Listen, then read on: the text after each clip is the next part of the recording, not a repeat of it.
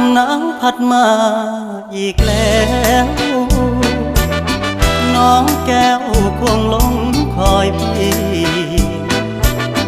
เคยสัญญาให้ไว้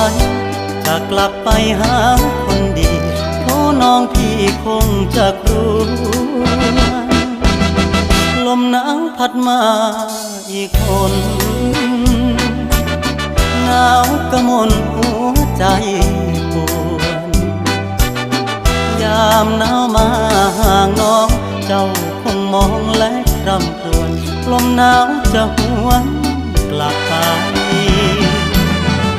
ฟ้าเอ่ยโปรดเห็นฟ้าโปรดเป็นพยานให้ความรักยังไม่คลอนนิรันดร